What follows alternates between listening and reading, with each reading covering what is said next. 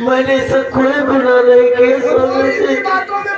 अपने तारा पे इस मकान के कहने पर अपने तारा जवाब सबूत मिलने पर हम किसी को छोड़ते नहीं है। और आज जब तक तुम दोनों राजकुमार आकाश और रजनी बांधी का पता नहीं बताओगे तब तक तुम्हारी रिहाई नहीं होगी। सिपाही कैद कर लो इन दोनों को।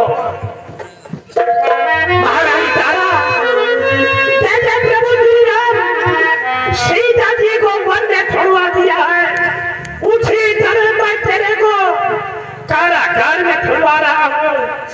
जब तक तुम दोनों राजकुमार आकाश और रजनी बांधी का पता नहीं बताओगे तब तक तुम्हारी रिहाई नहीं होगी। स्वामी जी, प्रभु श्री राम जी ने भी दूसरे के कहने पर माता सीता को वन में छोड़ा था। अरे पश्चाताप करके उन्हें बुलाने जाना पड़ा था, लेकिन बाद में कुछ नहीं आया। स्वामी जी, उसी तरह आ जाए इस मकान के कहने पर अपने तारा पे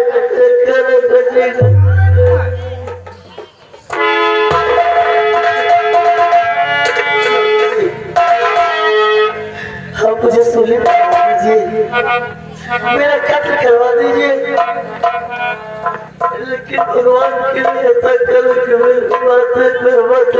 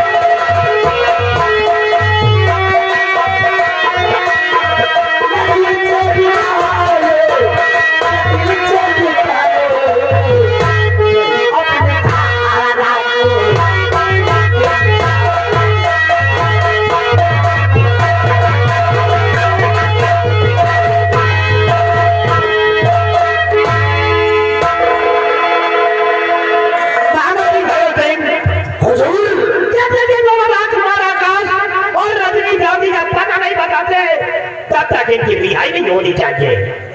हुजूर, कैद खाने की तरफ हर वक्त हम अपनी नजरें बिछाकर रखूंगा राजन, जब तक ये दोनों ये राज आकाश और रजनी बांधी के बारे में कुछ नहीं बताई देते तब तक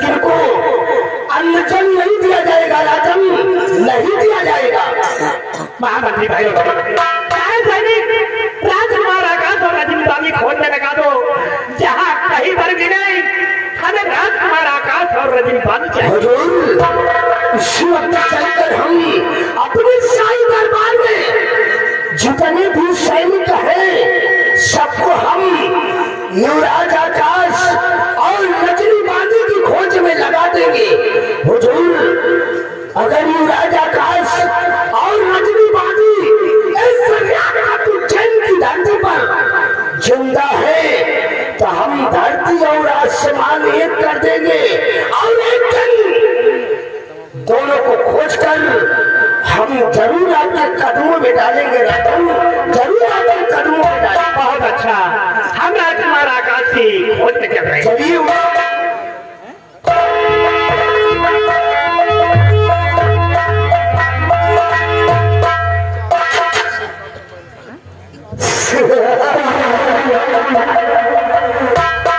आ गया साला वो पहाड़ के नीचे महाराज चंद प्रताप सिंह हमने कसम खा लिया है कि तेरे वंश का निशान नहीं मिटाऊंगा, तब तक चैन से नहीं बैठूंगा। मैंने कहा था चमन में ऐसी आग लगाऊंगा, ऐसी आग लगाऊंगा कि शुद्ध धुआं उठेगा। महाराज चंद प्रताप सिंह आग तो हमने लगा दिया है, अभी तो क्या, अभी तो ये सिर्फ एक ट्रेलर है, पूरी फिल्म तो अभी बाकी है। जब तक तुम्हारी रियासत चैन में खून की नदी नहीं बहाऊंगा तब तक चैन से नहीं बैठूंगा साला।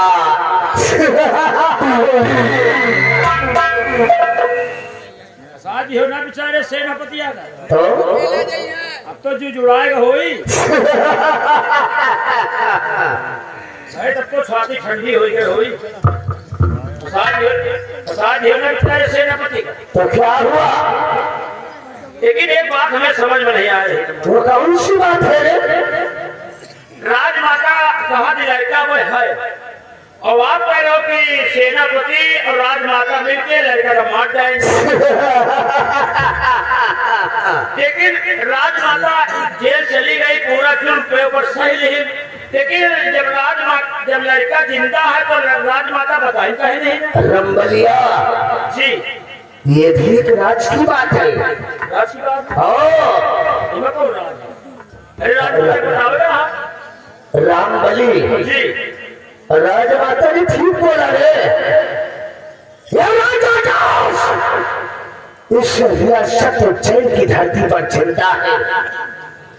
मैंने आकाश की खोज में आकाश का पता लगाने के लिए ये चक्रव्यूह रचा था, जैसे कि महारानी तारा और सेनापति को पार पाना मुश्किल हो गया।